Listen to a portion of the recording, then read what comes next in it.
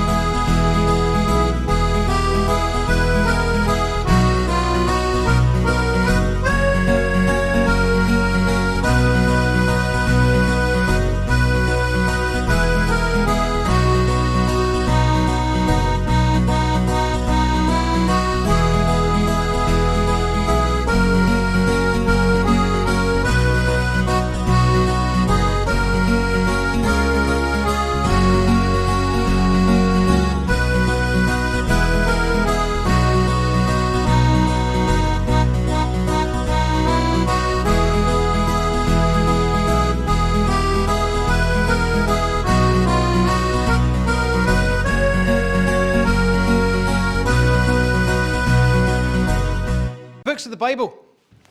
David's too soft with you. He gives you the chorus first to give you a quick memory jog. I'm not. I like to just throw it in there and then we'll do a refresher at the end with the memory verse. So, who can tell me, we're pretty good with the Old Testament, so I'm not going to go back over the Old Testament. I'm going to just start from the New Testament. Who can tell me all the books of the New Testament? But before you do that, you need to tell me how many books are there in the New Testament? Nope. 27. Got there in the end. Right, let me put up the Old Testament. All the Old Testament books up first, and then we're going to practice the New Testament. Very good. These are getting really good. Everybody's able to say them. So let's put them up on the board. Matthew, Mark, Luke, John, Acts,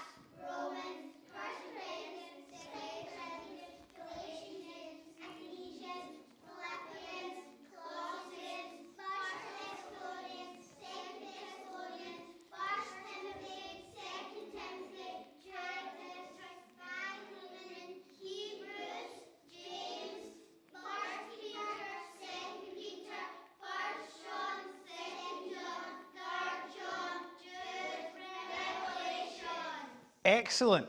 Very well said from everybody. Now, here comes the surprise. Because we have 2 new entries at the bottom of this. We have faster, which is including the New Testament faster. And then we have fastest, which is 50% faster. So it's twice as fast as when we started to learn this. Right? No, we're not going to get to fastest yet because we haven't been doing the Old Testament faster. Right? We're going to do faster. Maybe in a couple of weeks' time we'll do the fastest, and we'll just see how good we are. All right? So let's do faster, which is everyone, the Old Testament and the New Testament and the choruses in between, all at a slightly faster speed.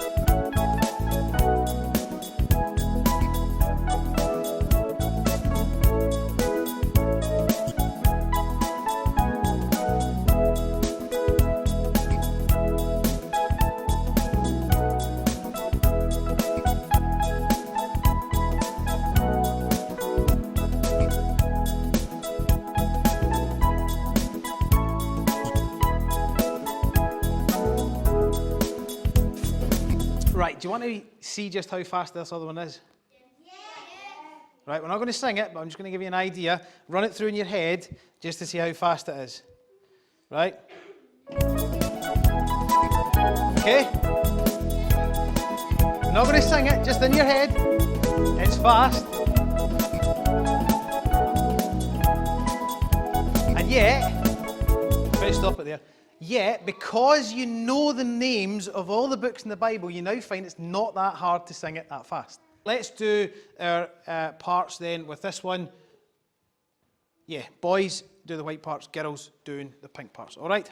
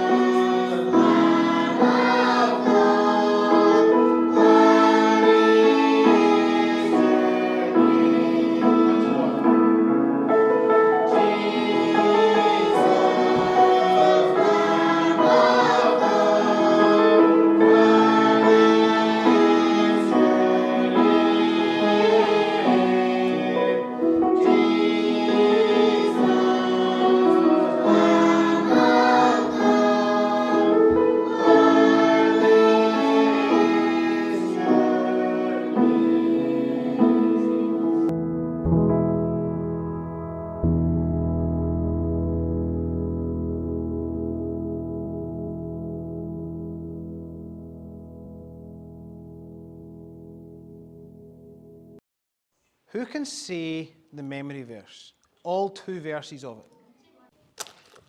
Right, what we're going to do then, just as a quick reminder for everybody, because that's almost everybody being able to say it, we're going to say it through once the first verse, and then once the second verse, and then we'll move on to the next bit on our story. You ready all together? Wait till I put it all up on the screen first.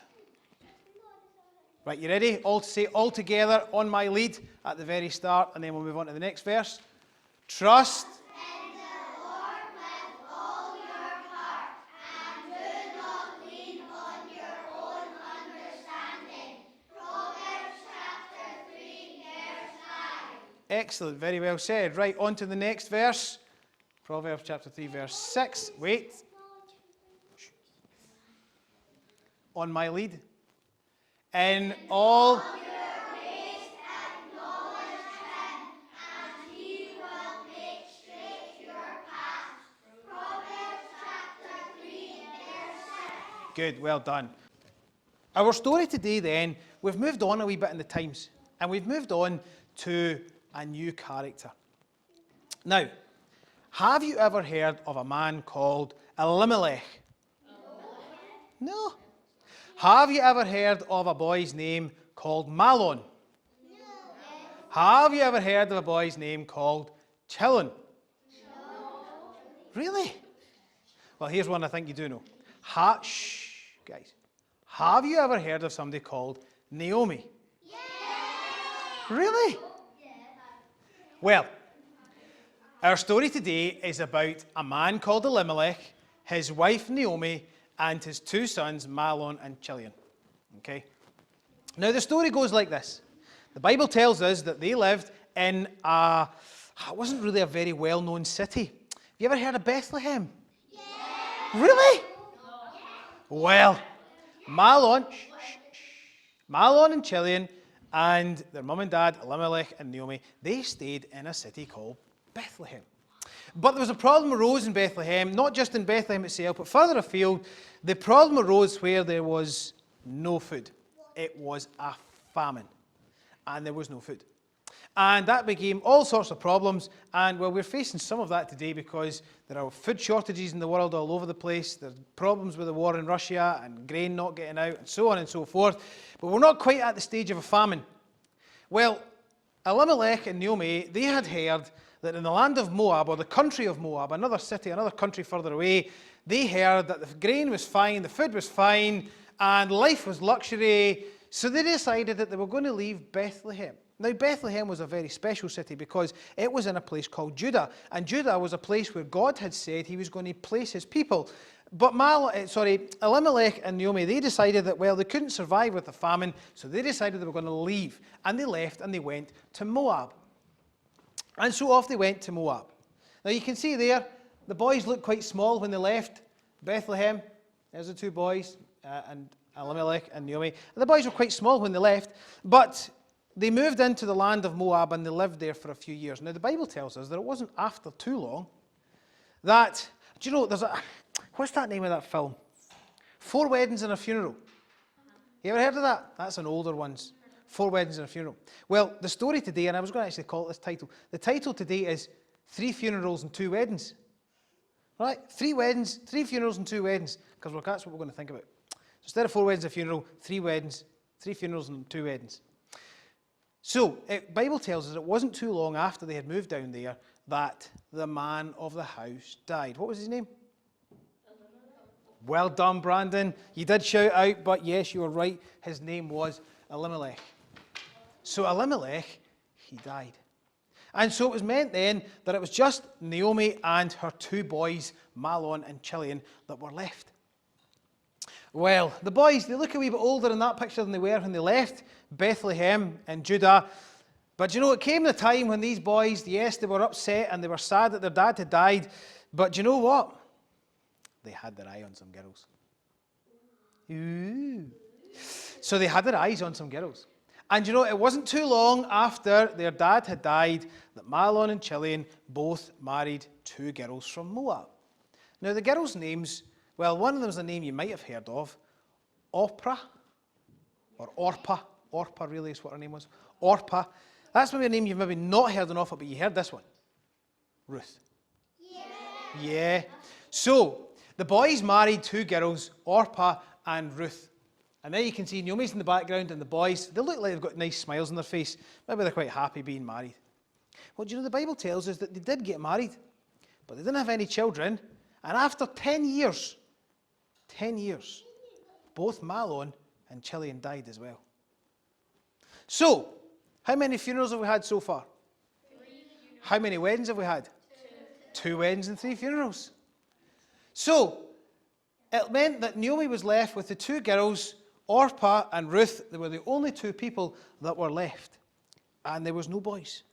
Elimelech had died, Mahlon had died, and Chilion had died. And so the 3 ladies were left in the country of Moab. Well, Naomi hadn't really wanted to leave Bethlehem because she felt that that's where God had placed the people and that's where she really wanted to stay. But it was her husband Elimelech who had said, no, we need to move.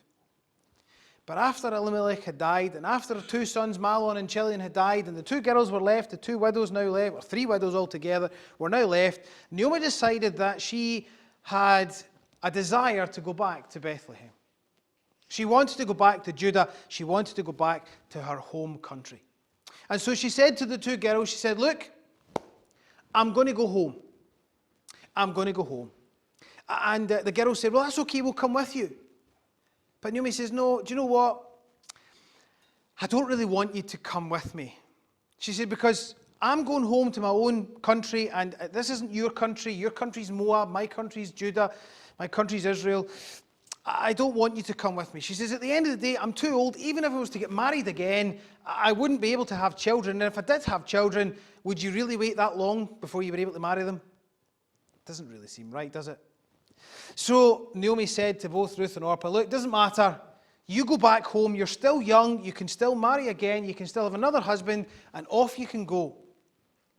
And the 2 girls said, no, we want to stay with you. We'll stay with you. We'll come with you. But Naomi says, no, I want you just to go back. But you know, as they were walking away and Naomi was heading home, Ruth ran back to Naomi and she said, Naomi, I don't want to go. Naomi says to her, but you have to, Ruth. You're still young. She says, no, Naomi, I want to come with you. She says, your people are going to be my people and your God's going to be my God. And so Ruth had committed herself to going with Naomi back up to Bethlehem. But who can you see in the background? The other girl, Orpah, wasn't interested in going up to Moab. She was more than happy that she'd go and marry another man and have another husband and maybe have children thereafter. So she went back to the city or the country of Moab, and off she went and she stayed there. Well, as Ruth and Naomi began walking home, as she got closer to Bethlehem, there was a lot of people who saw her. And, well, the Bible doesn't tell us exactly, but some of these people that know the Bible really well and know the original language really well, they tell us that Naomi and Elimelech were very well-respected people in Bethlehem before they left. And you know, the Bible tells us that when they started to come back, now this isn't Ruth and Naomi, this is Ruth and Naomi here, this is Naomi here, and this is Ruth. And as they came back to Bethlehem, people started to talk. But they weren't talking bad things, they were talking excited things, because they said, look, Naomi has returned back to the country. And they were all excited, and they were all happy that Naomi had come back. But you know, Naomi she was really sad, and she was upset. She says, I left here with my family, and I've come home without them. She says, don't call me Naomi anymore, I want you to call me Mara. Because Mara in the Bible the word means bitter. And she says, I'm upset. I'm frustrated. I'm bitter because of what's happened in life. She said, just call me Mara. But you know, the people didn't call her Mara. They still continued to call her Naomi. Because they had a lot of respect for her. And, well, we'll find out a wee bit more about Naomi and Ruth. Because Bethlehem, I said, you knew a place called Bethlehem, don't you? Well, Bethlehem's going to feature again in our stories, and not too far away. 7 weeks. 7 weeks. 7 weeks to Christmas, there or thereabouts. And at Christmas time, we start thinking about Bethlehem. Well, next week, I'm sure David will tell you that this lady here, what's this lady's name? Ruth has a very key and important role in the story of Bethlehem. But Naomi and Ruth, they returned from Moab and they came back to Bethlehem, and everybody started talking about them, and they were so happy to see them both back in the country. But as I say, Ruth is a very important function, a very important person in a lineage, in a family tree. And maybe next week we'll find out just how important she was. Have a good week, and we will see you next week, next Sunday.